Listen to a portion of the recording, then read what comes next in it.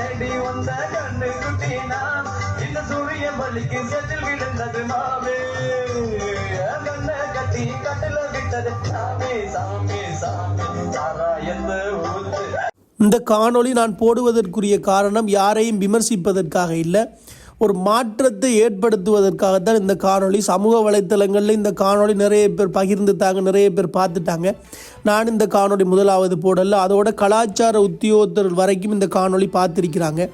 ஆகவே அன்பான உறவுகளே, நம்ம சைவ சமயத்தில் கொண்டாடப்படுற மிக முக்கியமான ஒரு விரதம், அதோட எல்லாருமே கடைபிடிக்கிற ஒரு நிகழ்வு தான் மகா சிவராத்திரி. இந்த சிவராத்திரி அன்றைக்கு பயபக்தியாக சிவனை மனசில் நினச்சி விரதம் இருந்து கண் முழிச்சு ஒரு நாள் 2 நாள் கண் முழிச்சு இந்த விரதத்தை அனுஷ்டிப்பாங்க. ஆகவே அன்பான உறவுகள், அதற்கு நாங்கள் மரியாதை கொடுக்கணும்.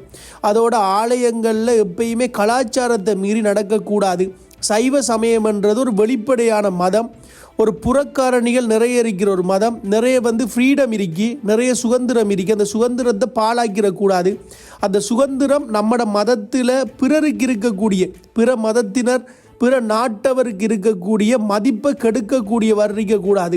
சமூக வலைத்தளங்கள் இதை பார்க்கக்குள்ள இப்படித்தான் நம்மட கோயிலில், அதுவும் மட்டக்களப்புல ஒரு ஆலயத்தில் இது நடக்குது. ஆலயத்தில் பேர் நான் குறிப்பிட விரும்பலை. எனக்கு தெரிஞ்ச ஆலயம், நெருங்கின ஒரு ஆலயம், நெருங்கின ஒரு இடம், அதில் பேர் குறிப்பிடலை.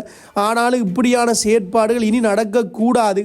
நம்மட இளைஞர்கள் சந்தோஷமாக இருங்க, ஃபன் பண்ணுங்க, எந்த ஒரு தடையுமே இல்லை. ஆனால் ஆலயங்களில் நம்மட கலாச்சாரம் பாதிக்கப்படுற அளவுக்கு, நம்மட இளம் சமுதாயம் பிழையான ஒரு பின்னுதாரணங்களை முன்னுதாரணமாக கொள்ளாத அளவுக்கு நீங்கள் உங்களோட சுதந்திரத்தை நீங்கள் பின்பற்றணும். அதோட இப்படியான செயற்பாடு பலர மனசை புண்படுத்தி இருந்தால் தெரியாமல் செஞ்சுட்டாங்க, அவங்களுக்காக நான் மன்னிப்பு கேட்டுக்கொள்கிறேன். அதோட இப்படியான நிகழ்வுகள் இனி நடக்காமல் இருக்கணும் என்றதை வலியுறுத்தி, வீழ்வது நாமாயினும் வாழ்வது தமிழாகட்டும், யாதும் ஊரே யாவரும் கேளிர். ஆலய நிர்வாகங்கள், பொதுமக்கள், சைவத்தில் இருக்கக்கூடிய முக்கியமான நபர்கள் இதெல்லாம் கொஞ்சம் கவனத்தில் எடுத்து செய்யணும் என்று வலியுறுத்தி கொள்கிறேன். நன்றி.